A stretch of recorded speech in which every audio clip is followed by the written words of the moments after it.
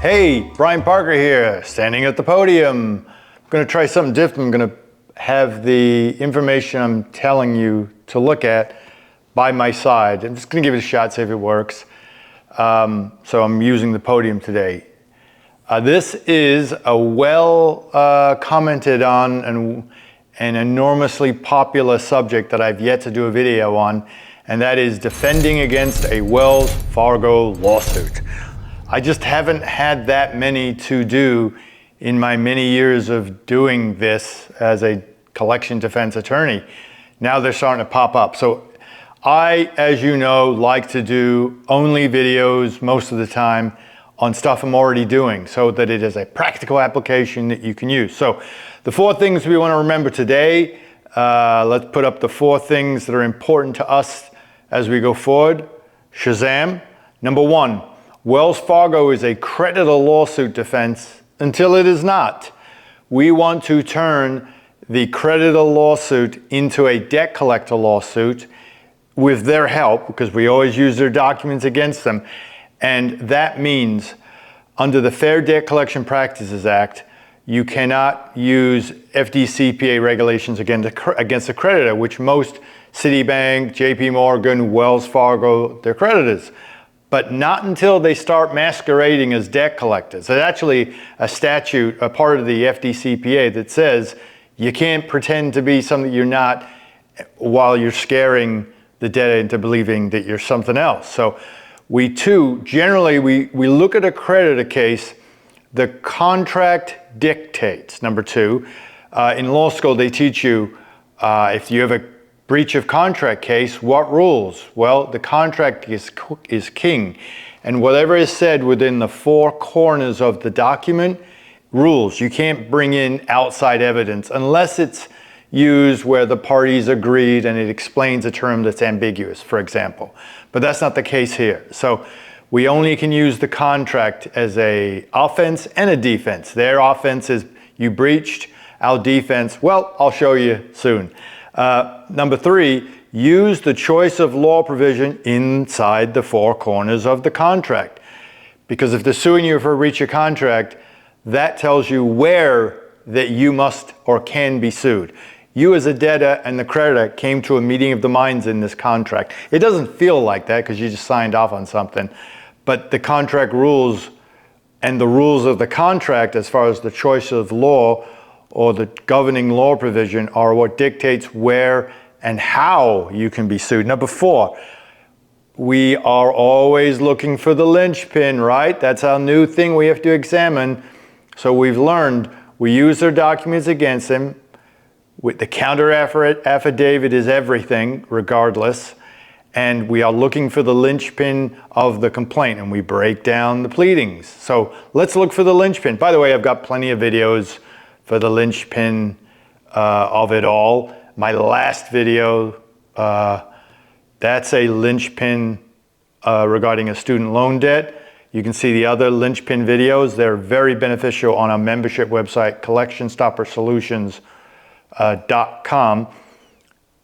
With that said, with this video attached to it for your necessary defense against Wells Fargo will be a template counter affidavit. Let's put that up on there, the list. Shazamski. A template counter affidavit, a template answer and affirmative defense. These are all in Word, so you can use your state law and facts. A validation request letter. You can see what I'm about to do to Wells Fargo to turn them into a debt collector, using their own words, by the way. So let's send them a validation request. Really mix this up, because that's what you do with a debt collector. You're going to have my show notes on the creditor defense, so you can, if you don't want to look at this face again, you can read the notes. I've also condensed my show notes into easy to read topics because I write and ramble for so many people. While those show notes are good, I've condensed it for you, so that's helpful to you, and that'll be concise tips on handling this particular case. Again, as I say, go up, let's put some creditor videos up there, all right? So we're going to have JP Morgan video, we have a Citibank video, we have a Discover Bank video, we have lots of creditor videos for your viewing pleasure and use it if you're going to be self-defending yourself. These are helpful. Just add your state law and facts. They're templates. Love, like, and subscribe to this. We're up to 2,600 subscribers. We want to get to 5,000 next. It's starting to go fast now. Be a subscriber and you will have all this great information. And if you want the templates to go along with it, join our membership site. There's over 260 videos and each one has all the templates you need. Anyway, let's get rocking. The contract is the first thing you look at. Remember I just said the 4 corners of the contract? Let us put up the most important part of our contract today, Shazam, and that is the governing law of the agreement. In the case I'm going to show you today, it's a Michigan case, and they are claiming the contract says you have to sue under federal law or South Dakota law. Why are you suing my client in Michigan? There's many ways to get around that. If a court you're suing in has subject matter jurisdiction, meaning the court rules allow you to bring that case against my client, that's if you will, a perfect defense of the declarant going, I'm doing the right thing here. But if the choice of law provision says otherwise, well, that's a meeting of the minds, the 4 corners of the contract, you and the creditor. I know it feels like it's all one-sided on the creditor's point, but use this thing. You want this case either in South Dakota or under South Dakota law as you contracted, and it might be more favorable to you than the place you're in. But you want to be a problem. You want to cause, if they're going to claim that you breached the contract, well, they're not bringing it in the right place is also a breach of contract. How did they get to point the finger at you? They don't have clean hands. Remember the Clean Hands Club? You can't come to court if your hands are dirty. So if they're alleging this place, if the lawsuit has to be brought in South Dakota, then it must be in South Dakota. So you draft what's called a motion to dismiss based on the proper or poor jurisdiction. And in my notes, I will supply you of a way to do that. In Michigan, by the way, it must be raised in your first responsive pleading or the motion. So when you do a motion for dismiss, in most cases, in most states, let's say you have 20 days to answer, you don't have 20 days to answer the lawsuit until your motion is heard. So a lot of times when I'm suing defendants, in some states, they'll just do a motion for some ridiculous reason, motion to dismiss. And it's usually just a way for them to take their time. And that is not your motivation, but that's what happens. You no longer have a 20-day window or a 21-day window, depending on the state, and the rule requiring you an answer. So an answer or a responsive pleading is the same as a motion to dismiss as far as the rule on answering a lawsuit. So if you bring a motion in your state saying, hey, I'm in the wrong jurisdiction, dismiss the case, you don't have to answer. And logically you shouldn't, because if you are in the wrong court, why should you have to go to the expense of answering? But it's all about timing. You waive the right to do that in most jurisdictions if you don't bring it. So if you don't bring something, you lose it. It's a snooze alert. You must bring it. Don't snooze on the right to do that. Even if that right to do that is not in a form of a motion to dismiss, but in the form of your affirmative defenses. That'll be one of my affirmative defenses. You'll have my answer and affirmative defenses with this video showing you exactly how that's done. It'll also be in the counter affidavit. You're participating in your right to use that as at least as a defense, but if you snooze, you lose. So you got to bring it with your first pleading or your motion. I want to tell you, as far as we're going to be breaking down the complaint now, and that's the linchpin of it all, right? So here's some of my linchpin videos, bada boom, bada boom, and also my creditor defense videos. Again, JP Morgan, Citibank, Discover Bank, American Express, They're all there on the Collection Stopper Solutions membership site. They're yours. So what we want to look at next is the thing we're fighting against, and that's the complaint. As I've counseled you on many videos, take the complaint. You can go right or left. True, true, true, very rarely anything. False, false, false. And you break it down, and we're going to break it down now. So here is their complaint, the 2 pages of their complaint. Shazam, Shazam. And what we will do is look for the Lynch Pin. Remember, if the Lynch Pin is taken away, it all falls apart, right? And it's usually only 1 paragraph of the collection lawsuit. This is a creditor lawsuit, so that's a little harder to navigate, and you've got to do a little bit of work. But in this case, they are claiming that they have the right to sue you in, let's make an emphasis on number 3, Shazam. They're saying jurisdiction and venue are properly vested with this court. That's not been true since they filed it, because the complaint itself, let's put what the complaint says, Shazam. What is the agreement's governing law? Fed law in South Dakota. So they're already saying something that's not true or proven. That's the contract. That's the 4 corners of the contract. So how do they get it into Michigan? They're going to claim, well, the debtor is here and it's bad for him to have to go to South Dakota. He doesn't have to go to South Dakota, because at the very minimum, even if you lose your motion to dismiss, you still have the right for this case in Michigan to be brought under South Dakota law. What's the benefit of that? Well, the attorney doesn't know the law in South Dakota, so that puts you on even footing.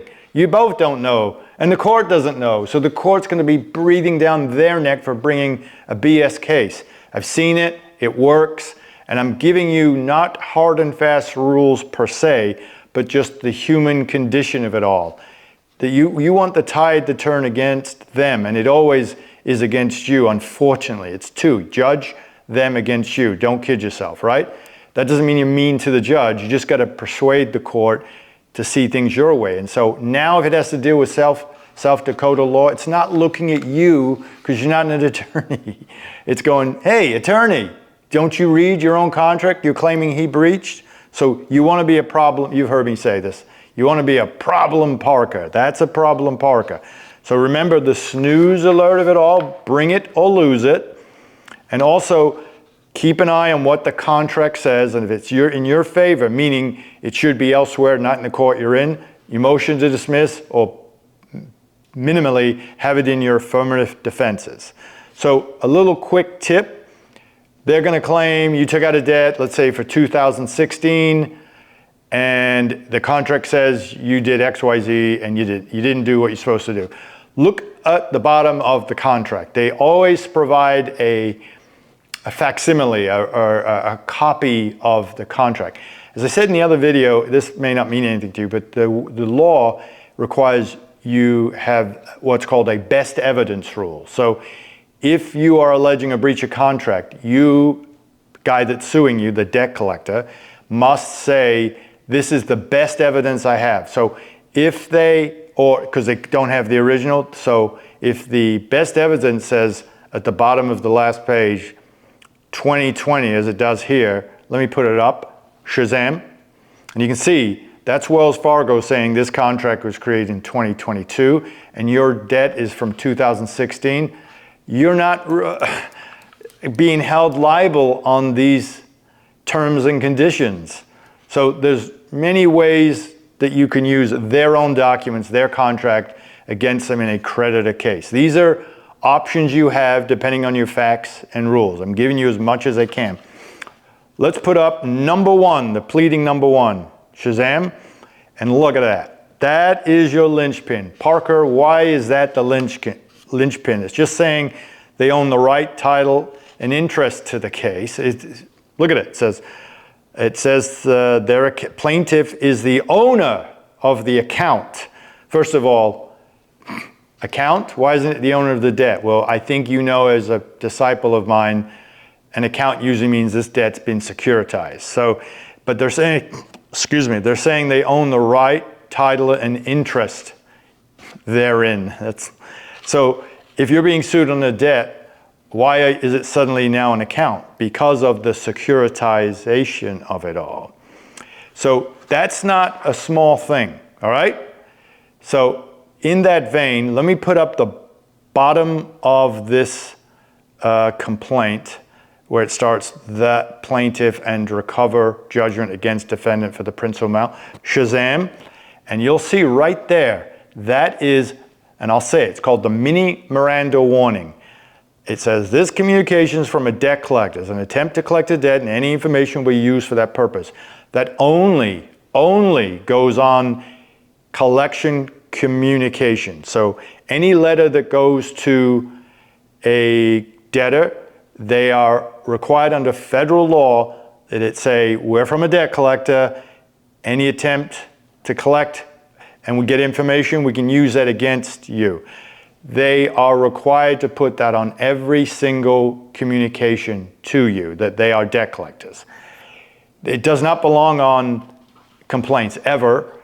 And I will put up the rule to show you, Shazam, and that's 15 USC 1692 E11, and that's the mini Miranda rule, and essentially says the failure to disclose the initial written communication with the consumer, this mini Miranda is a violation. However, it doesn't, at the last highlighted part of that, except this paragraph shall not apply to a formal pleading made in connection with a legal action. That's what that Wells Fargo lawsuit is. It should not be on there. I always get into this very quickly. Under 1692 GD, it protects a debt collector that files a lawsuit from anyone claiming because they sent that to a debtor, they've initiated the debtor's rights to have all their validation rules and rights come their way. So a lawsuit is not an initial communication that 1692G requires there be an initial debt collection communication. You then have 5 days to give the debtor their rights under the FDCPA. That's not required on a complaint until they make it. Why would this creditor is now a debt collector? They're the only plaintiff. Why is it on there? The debt collector puts that on there to protect its own self-interests, for fear that someone will perceive it as a debt collection communication, and now they just invoke the FDCPA. But the creditor, Wells Fargo, does not want to be a debt collector because now they're open to all these rules and regulations that they're not as creditors. The FDCPA specifically says creditors are not regulated under the FDCPA. Well, they just told you they are debt collectors. The other side's going to come and go, no, we're just lawyers, we do that. But the law that says to do that says don't do that on a pleading. So is Wells Fargo going to be able to go, well, we're in the dark, we did not know our lawyer did this to us? In a sense, no. Why? Because Wells Fargo probably knows that that's happening, and it is perceiving your reaction. If you fear being chased by a debt collector, you're going to pay. That's just a fact of life. That's a big fear of everybody.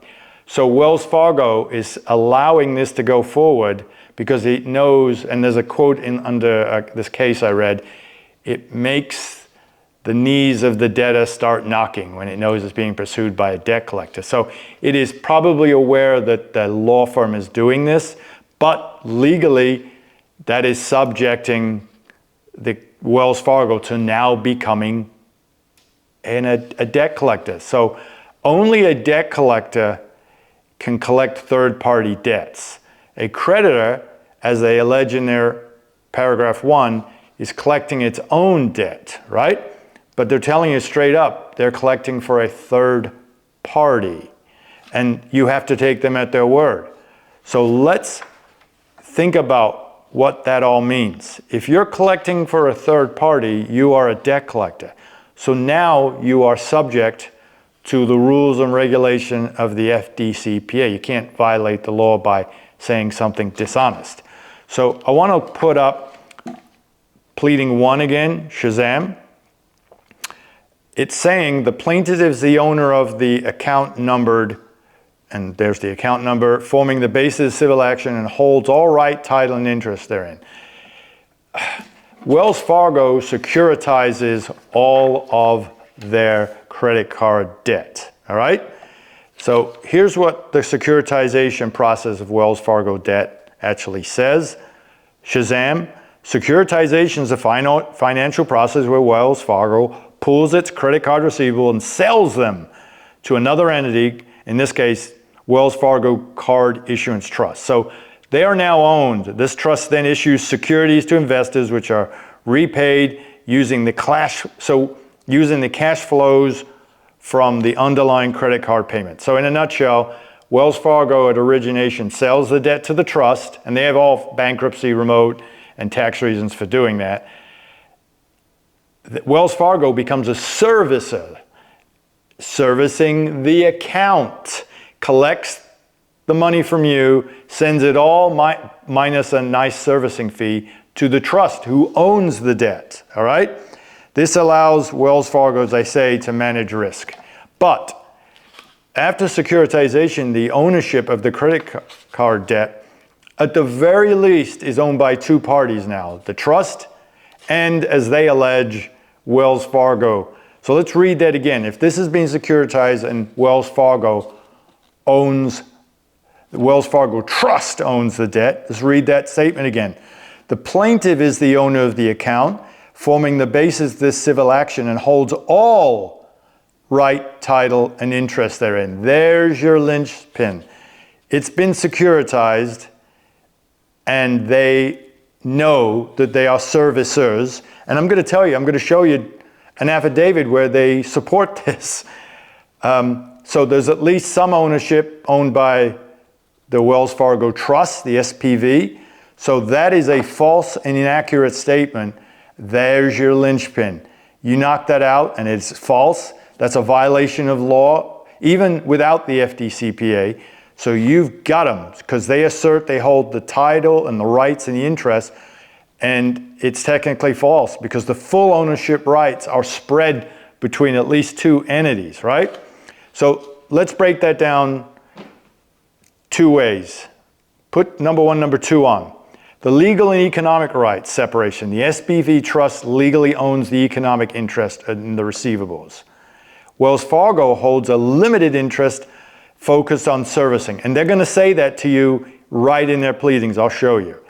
So this separation means that while Wells Fargo has an operational role, it does not own the full rights even to the account. So number two, if Wells Fargo's claim for owning the account suggests it has all financial and legal rights, it literally says holds all right, title, and interest because the SPV and not Wells Fargo holds the economic interest. That is a lie. No, it's misrepresentation. So that is your linchpin, baby. It's all about the linchpin. So let's take a look at the affidavit. Let's put the affidavit up. Shazam. I'm going to show you how they are going to cook their own goose. Look at paragraph 2. Paragraph 2 says, affiant is authorized to make this affidavit on behalf of the plaintiff in the regular performance of their job functions. I'm going to go down. I have access to business records maintained by plaintiff for the purposes of servicing the credit card portfolio. A servicer is not an owner, but a servicer is someone that services a debt. So if Wells Fargo owns a debt, they're not servicing their own debt, they're servicing it, providing a service for someone else. So, and that's their credit card portfolio, which is located in the trust. So they are servicers at best. Servicers, while they can service an account, there is no room under the FDCPA to show that they are debt collectors also. So that tells you in their own affidavit, they're servicing the account and they don't own it. You can't be an owner of all the rights, title, and interest and then have to service your own debt. You just collect, right? Just collect your own debt. So also look at the affidavit. Let's focus on State of Iowa, County of Dallas, Shazam. They are calling themselves the Wells Fargo Bank N.A., fine. but as a plaintiff, and my client as a defendant on September 17, 2024. That's a false and inaccurate statement. Why? Because I show you further, the lawsuit was filed 9/27/24. So at the time they swore under oath that they are a plaintiff, they weren't, there was no lawsuit, and my client wasn't a defendant. Also, by the way, a small thing, but it's a big thing. You know, these things are created out of whole cloth all day long. But you can't sign something that isn't true. And if you do, you've got to back it up as they have done here. Let me just put up the affidavit again, Shazam. So if you look, affiant saith not, that's the affiant signing, and then it's being certified as true by a notary. But it isn't. It's just saying, I know this person, they signed off. So what am I saying? Under federal and state law, for an affidavit to be true and certain, and under state and federal law, they must sign under penalty of perjury, or it is not an affidavit to be relied upon. It's nothing more than hearsay. So this has a whole bunch of wrong. And so does this complaint. You've looked at the complaint. Number 1 is the Lynch Pin, and number 3 is telling they have jurisdiction. Look at the contract when their own contract says it's supposed to be in South Dakota. That is how we analyze a Wells Fargo lawsuit. I'll attach to my video, to this video at collectionstoppersolutions.com, the template counter affidavit against Wells Fargo in Word that I use. You can use it, use your own facts and law. The template answer and affirmative defenses, a valid request, a validation request. So send them a validation request. I always recommend you do that. Stir the pot. You will get responses oftentimes different from what the attorney is providing you in the court. That works. Show notes. I'll have these show notes for you. Do with them what you will. I'm going to give you concise tips on handling these cases based upon my show notes, but tidied. It's maybe 1 or 2 pages, so you can further not have to wade through all this nonsense. You can take your complaint and take my concise tips and match them up. You also will get, you should look at my other Creditor videos, because they will be matched in on this type of creditor lawsuit. Very similar. We want to turn the creditor into a regulated debt collector using their own words against them. All right? Because they've got that mini Miranda rule violated and they're using it against you. So use it against them. Use their own documents against them. Love, like, and subscribe. The membership website is full of every template I think you need and 260 videos for $99 a month. So if you just subscribe for a month, for $99, you avoid all attorney fees and nonsense. You get to focus yourself. And by the way, we live in a world now where we do more and more things on our own. This membership website is set for me as an attorney to, as you're not my client in any shape or form, but I'm trying to show you how to be your own self-represented person. If I've missed anything and you wish that I do another video or do it better or add a document, let me know. I'm very open and accessible. So like, love, and subscribe. We're over 2,600 on YouTube. I want to go to 5,000. It's very doable. And let's go after Wells Fargo. Everything is not well in South Dakota. And we're going to show this court that is frankly sometimes, most of the time, against us and dependent on the attorney. So turn that attorney around as to him being such a beacon of how the law is in this case, because he's going to represent Wells Fargo on 100 other cases, and the judge is just going to assume he knows what he's talking about. If you hit him or her hard, you may kill any other great impression that the judge has if you, the unrepresented, is sorting him out and showing him their own contract is wrong. And that's a beautiful thing. When you take their own facts and law and contract and show them they're not even reading their own stuff.